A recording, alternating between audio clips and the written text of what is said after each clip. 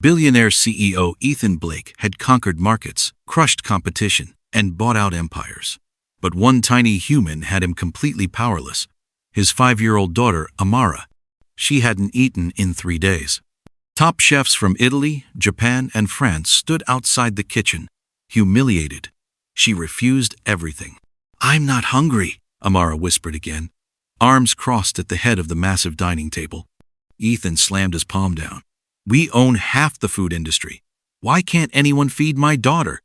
His assistant, Natalie, pulled him aside. "Sir, she's lost 3 pounds. This is getting dangerous." Doctors had cleared her. Therapists found nothing wrong.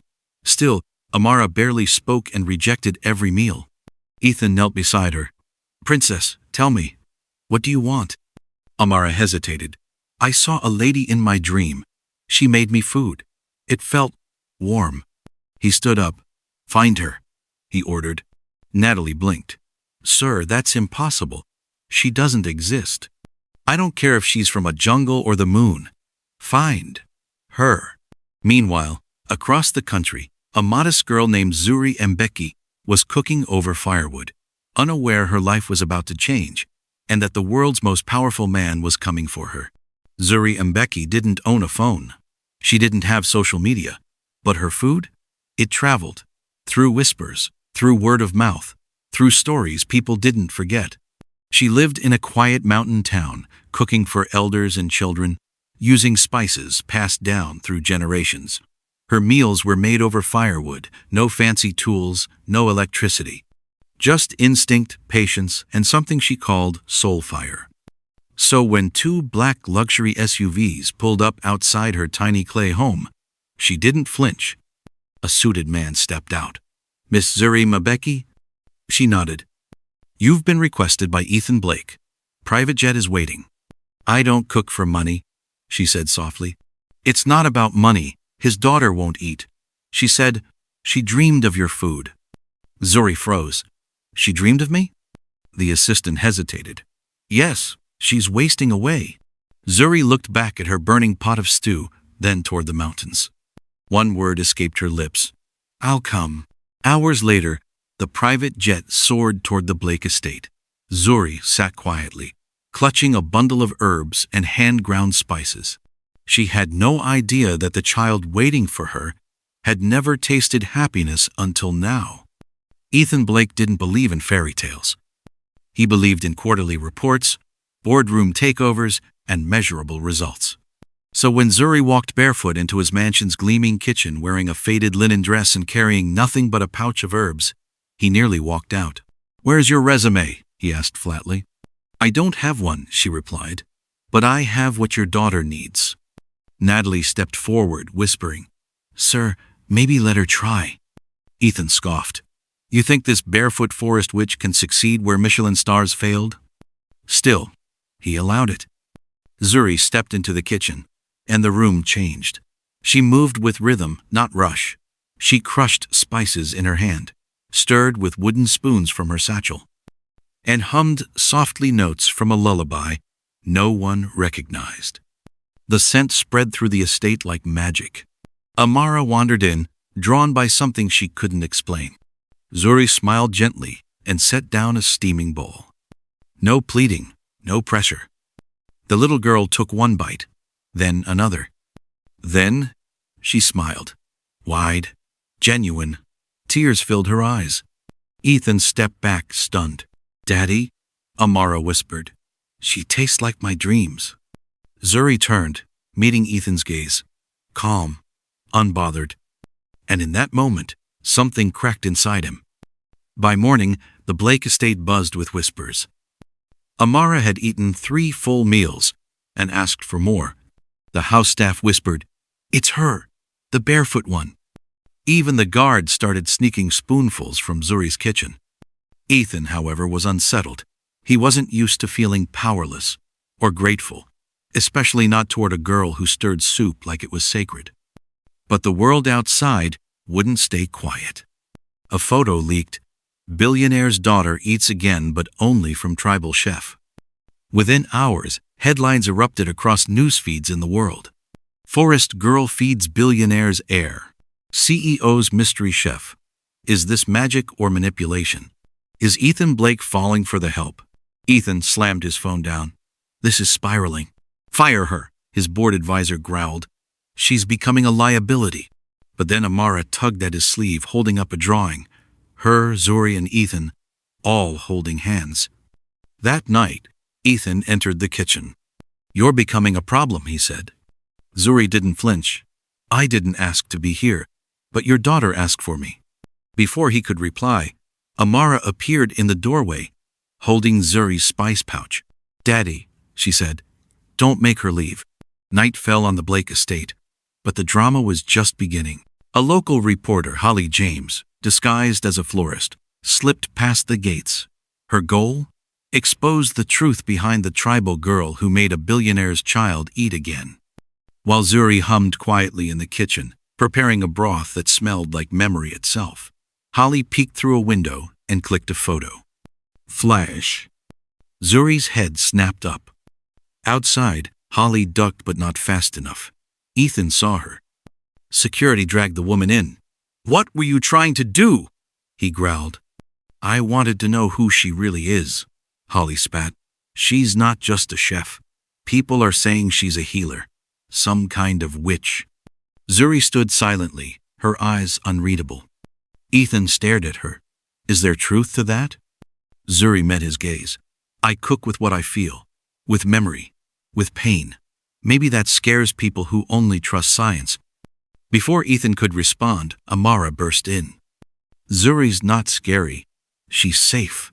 Like Mama. Everyone fell silent. Zuri knelt beside her, gently touching the girl's hair. Ethan's heart pounded. How did this stranger make his daughter speak like that? And why did he suddenly feel safe, too? Thunder cracked across the sky. Rain slammed the estate windows like angry fists. Roads are flooded, Natalie said. The staff quarters are inaccessible. Zuri looked up. I'll sleep in the pantry. I don't need much.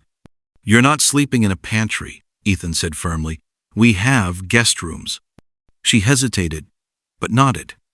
That night, the power flickered. Most of the staff left early, except a few guards and Ethan's personal driver. Amara clung to Zuri's side as the wind howled. For the first time in weeks, she laughed really hard as Zuri told stories of her grandmother's village. Ethan watched from the hallway, hidden in the shadows. He didn't understand it. How could someone so ordinary feel this important?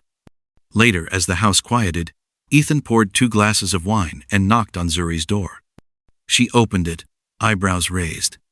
You're full of surprises, he said, offering her the glass. I get that a lot, she replied, taking it. They sat by the window, the rain tapping like soft drumming. You're changing things, he admitted. I'm not here to change you, she said, only to feed what's already hungry. That sentence lingered between them heavy, unspoken. Outside, the storm raged. Inside, something warmer stirred. 2 days after the storm, Amara stopped eating again. Not even Zuri's food worked. She sat quiet, pale, her small hands trembling as she pushed away the spoon. Zuri tried everything: herbs, steam baths, broths older than memory. Nothing worked. Ethan panicked. What's happening? You were her cure. I'm not her cure, Zuri whispered. I'm her mirror. What does that even mean? He snapped. That night, as Amara slept, Zuri wandered the garden barefoot, moonlight catching in her braids. She whispered into the wind words Ethan didn't recognize. Her voice cracked, as if calling something, or someone. At sunrise, a dusty black truck rolled to the estate gates. Out stepped an old woman in a wrap skirt, skin like bark, eyes like embers. Zuri turned, stunned. Mama Jalea? The old woman nodded. You called?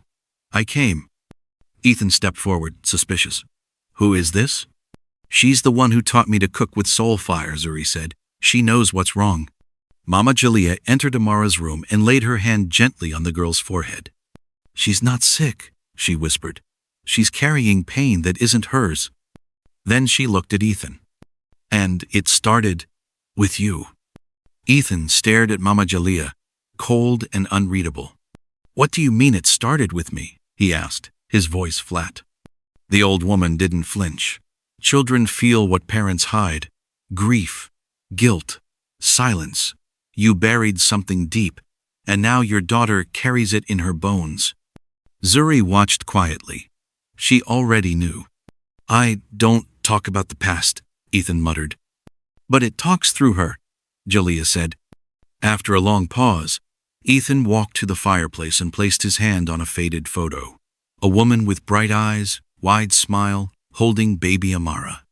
"My wife Elise died after giving birth," he said hoarsely. "I never forgave myself." He turned to them. "I buried her memory to stay strong. I thought shielding Amara would protect her." Jalea shook her head. "But she never knew why Mommy disappeared. She only felt the ache." Zuri stepped forward. "What if she could feel something else? Not just the pain you buried, but the love you lost." Ethan looked at her. Vulnerable. Human. That night, for the first time, he told Amara about Elise. About love. About loss. The little girl cried into his chest, and when Zuri brought soup, she finally ate again. This time, every bite healed something. The next morning, peace blanketed the Blake estate. Amara was smiling again, chasing butterflies in the garden. Ethan watched her from the balcony, a coffee in hand, a soft light in his eyes. And Zuri? She finally felt stillness like she belonged. But peace never lasts long. Natalie entered Ethan's office with a folder. "The board's threatening action." Ethan frowned. "What now?" "She's a liability," Natalie said, lowering her voice. "Investors think you're distracted. They want her gone by Friday, or you step down." Across the hall, Zuri stood quietly. She'd heard every word. That evening, Ethan found her packing a small bundle of clothes. "You're leaving?" he asked. Zuri nodded. "This world isn't mine. I didn't come to break your empire." "You didn't break anything," he said. "You fixed everything that mattered." She smiled sadly. "You'll have to choose, Ethan." He moved closer. "What if I already did?" Just then, Amara entered, holding a crayon drawing. Zuri, Ethan, and her together. "Please don't go," the girl whispered. Zuri's hands trembled. "I never had a family," she said. "I only had fire and recipes. But here—" She didn't finish, because her eyes were already full of goodbye. 2 days later, Ethan Blake stepped onto a podium at a global press conference. Reporters from CNN, BBC, CBC, and Sky News pointed cameras as he stood clean-cut, unreadable. Rumors swirled. Was he stepping down? Was the mystery woman being deported? Was the CEO finally losing control? He cleared his throat. "Some of you believe I've lost focus, that I've risked my empire for a kitchen helper." He paused. "You're right." Gasps. He continued. "I risked everything because someone reminded me that power isn't control, it's connection. She didn't just save my daughter, she woke something in all of us." Then, from the side, Zuri appeared looking stunned. Ethan turned to her. "I built an empire from numbers, but with you, I found flavor, purpose, and something I never thought I'd want again." He reached into his pocket and dropped to one knee. "I don't need a chef," he said softly. "I need you." Zuri's eyes welled up. The cameras flashed. The world froze. Then she whispered, "Only if I can still use firewood." The crowd erupted. Weeks later, tabloids exploded. Billionaire marries, tribal chef, daughter walks her down the aisle. And for once, love didn't need a recipe. It just needed truth. The moral lesson of this story is that true love and healing come not from power or wealth, but from connection, honesty, and the courage to be vulnerable.